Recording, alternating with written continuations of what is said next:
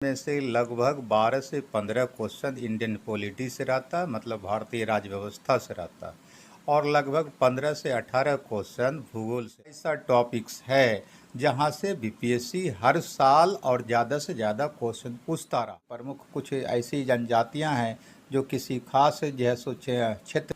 नमस्कार, आदाब, सत श्री अकाल। लाइव नेशन 7 में आपका स्वागत है। मैं शादाब मलिक। अगर अभी तक आप लोगों ने हमारे चैनल को सब्सक्राइब नहीं किया है तो ज़रूर सब्सक्राइब कर लें। बीपीएससी 67वीं पीटी की परीक्षा 8 मई को होने वाली है।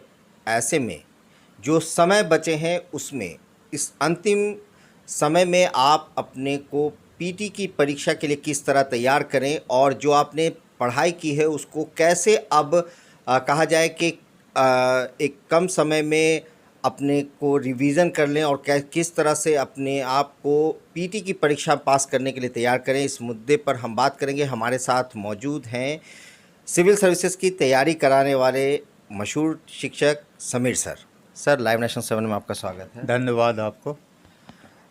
सर, इतिहास हिस्ट्री की कैसे तैयारी हो? आपने अपने पिछले एपिसोड में हमें लड़कों को बताया था कि अंतिम समय में किस तरह करें। अब जो समय बचा है उसमें जो आप नेक्स्ट बताना है आपको, ज्योग्राफी और पॉलिटिकल साइंस यानी पॉलिटी की आप बात करेंगे, तो कैसे लड़के अपने आप को तैयार करें कि जो अब अंतिम समय बचा है वो अब इधर उधर नहीं भटकें? देखिए, कम टाइम में, चूँकि बीपीएससी में जो एग्ज़ाम होता है पीटी का, उसमें 150 प्रश्न रहता है। 150 प्रश्न में से लगभग 12 से 15 क्वेश्चन इंडियन पॉलिटी से रहता है, मतलब भारतीय राज्य व्यवस्था से रहता है, और लगभग 15 से 18 क्वेश्चन भूगोल से रहता है। तो पहले हम लोग जो है इंडियन पॉलिटी पर बात कर लें, क्योंकि अब टाइम कम है।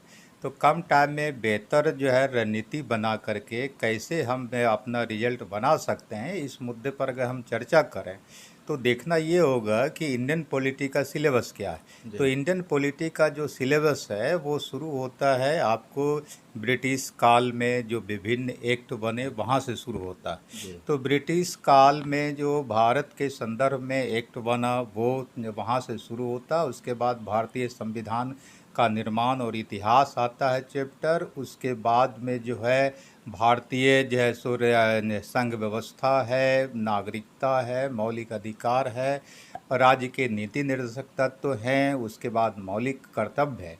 तो यहाँ तक तो उसका सैद्धांतिक पार्ट आ जाता है इंडियन पॉलिटी का। उसके बाद जो प्रैक्टिकल पार्ट आता है वो राष्ट्रपति से शुरू होता है कि राष्ट्रपति, उपराष्ट्रपति, मंत्रिपरिषद, उसके बाद महान्यायवादी, संसद, उसके बाद जो है सो राज्य विधानमंडल, सुप्रीम कोर्ट, हाई कोर्ट, अधीनस्थ न्यायालय। उसके बाद आता है फिर संसदीय व्यवस्था। उसके बाद जो है आता है केंद्र राज्य संबंध, और उसके बाद जो है नीति आयोग आता है। फिर जो है राष्ट्रीय विकास परिषद है, या फिर पंचायती राज है, या संविधान संशोधन है, और उसके बाद संवैधानिक शब्दावली है। तो ये मोटे तौर पर वैसा टॉपिक्स है जहाँ से बीपीएससी क्वेश्चन पूछता रहा है। लेकिन अब है कि चूँकि सवाल हमारे पास कम है, ये समय हमारे पास कम है, तो समय हमारे पास कम है, तो उस कम समय में इंडियन पॉलिटी का कैसे बेहतर तैयारी कर सकें, इसके लिए हमको एक सही रणनीति पर काम करना होगा।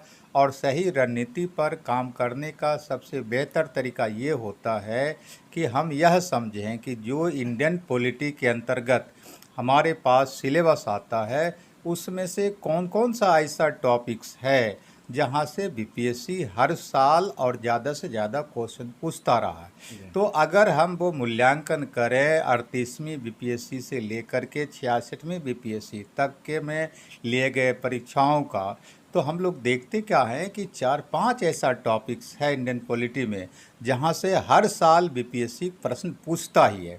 और एक प्रश्न नहीं पूछता है बल्कि 3-3, 4-4 प्रश्न पूछ देता है। उदाहरण के लिए सबसे ज़्यादा जो अगर ध्यान दे कोई लड़का इंडियन पॉलिटी पर कम समय में, तो वो होता है राष्ट्रपति। पहला चैप्टर राष्ट्रपति का है, दूसरा जो है संसद है, और तीसरा सुप्रीम कोर्ट है। ये 3 टॉपिक्स पर तो लड़का निश्चित रूप से पकड़ बना ले। और उसके बाद जो आगे फिर जहाँ से क्वेश्चन वो पूछता है वो पंचायती राज है, वहाँ से 1 से 2 क्वेश्चन पूछता है। संविधान संशोधन है, वहाँ से एक क्वेश्चन पूछता है। अगर ये 5 टॉपिक्स विद्यार्थी देख ले तो 15 क्वेश्चन में से निश्चित रूप से 10 से 12 क्वेश्चन वो सॉल्व कर दे सकता है। और ये 5 टॉपिक्स के बाद तब जो क्वेश्चन टॉपिक्स बचता है, उसके बाद वो ध्यान दे मौलिक अधिकार पर, और मौलिक अधिकार के बाद संवैधानिक शब्दावली पर, और भारतीय संविधान का जो निर्माण हुआ है उस पर ध्यान दे। अगर इतना ही टॉपिक्स पर वो ध्यान दे तो शायद 1-2 क्वेश्चन उससे छूटेगा, अन्यथा सारा क्वेश्चन उसका सॉल्व हो जाएगा। तो बेहतर तरीका इंडियन पॉलिटी पर पकड़ बनाने और सॉल्व करने का यही तरीका होता है। उसके बाद आता है बन जाए सो भूगोल का सवाल। तो भूगोल से मोटे तौर पर 15 से 18 क्वेश्चन पूछता है।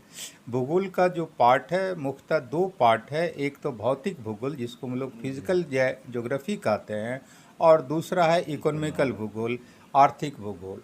तो भौतिक भूगोल के अंतर्गत जो है कोई भी विद्यार्थी अगर प्रश्न सॉल्व करना चाहता है तो जो है सो पर्वत, पठार और मैदान का चैप्टर देख ले। इसमें पर्वत, पठार और मैदान का टाइप्स नहीं देखे, मतलब सैद्धांतिक तरीके से इस 3 टॉपिक्स को लड़का नहीं पढ़े, बल्कि केवल यह पढ़े कौन सा पर्वत पठार जो है सो सबसे बड़ा है, या कौन सा पर्वत पठार या मैदान कहाँ है, इसको देख ले। उसके बाद फिर आ जाए ज्वालामुखी पर, तो कौन सा ज्वालामुखी का प्रमुख क्षेत्र है वो देख ले, और कौन सा ज्वालामुखी पर्वत कहाँ है या एरिया कहाँ है इसको देख ले। बहुत छोटा सा ये फिजिकल पार्ट होता है। उसके बाद जो है वो आ जाए जो है सो नदी के चैप्टर पर। तो नदी में जो भारत की प्रमुख नदियां हैं उसका उद्गम स्थान देख ले, और फिर उन नदियों की कौन सी सहायक नदी है, और वो जो सहायक नदी है वो किस दिशा से आकर के मिलती है। आप देखते हैं क्वेश्चन पूछने लगा है कि जैसे गंगा है तो दे देता है कि गंगा के बाईं दिशा से आकर के मिलने वाली कौन सी नदी है।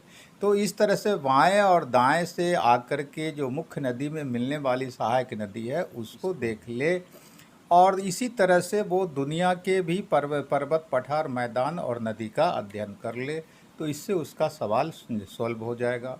उसके बाद जो है फिजिकल ज्योग्राफी के अंतर्गत ही जो है समुद्री जलधारा आता है। तो वो समुद्री जलधारा अटलांटिक महासागर की कौन है, या फिर जो है प्रशांत महासागर का कौन है, या हिंद महासागर का कौन है, और कौन उसमें से गर्म जलधारा है या ठंडी जलधारा है, वो इतना खाली देख ले, उससे उसका काम चल जाएगा।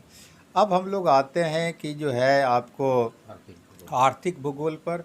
तो आर्थिक भूगोल के अंतर्गत मुख्यतः भारत से संबंधित प्रश्न रहता है। उसमें से जो है भारत का जो है सो बनावट देखने के बाद जो है वो कृषि देख ले कि कौन सा कृषि का क्षेत्र भारत में जो है सो महत्वपूर्ण है, कौन सा फसल किस एरिया में होता है, और किस फसल के लिए कैसी जलवायु चाहिए, और कौन सा जो है सो क्षेत्र या राज्य भारत में जो है प्रथम और द्वितीय स्थान पर उत्पादन के मामले में, जैसे गेहूं के मामले में कौन सा उत्पादन के मामले में सर्वोच्च स्थान पर है, या गन्ना के मामले में कौन सा है, इस तरह से देख ले।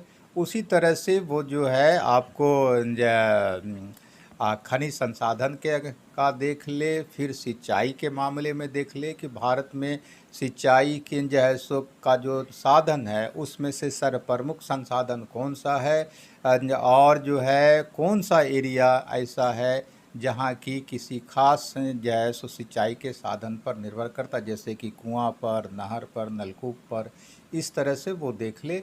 उसके बाद जो है जो प्रमुख भारत में कल कारखाना है या खनिज का क्षेत्र है उसको देख ले, और उसका प्रमुख उत्पादक राज्य देख ले, और इसी तरह से विश्व का देख ले कि विश्व का कौन सा देश या कौन सा क्षेत्र किस खनिज संसाधन के मामले में प्रमुख स्थान रखता है। तो इस तरह से अगर आर्थिक भूगोल का वो अध्ययन कर लेता है तो यहाँ से भी उसका सवाल जो है सो सॉल्व हो जाएगा। उसी ढंग से कुछ ट्राइबल के बारे में पूछ देता है कि प्रमुख कुछ ऐसी जनजातियां हैं जो किसी खास जो है सो क्षेत्र में भारत में या दुनिया के दूसरे हिस्से में निवास करता है, तो वो कौन सी जनजाति है जो कहाँ निवास करती है, इसका अध्ययन कर ले तो भूगोल से भी उसका प्रश्न आराम से सॉल्व हो जाएगा।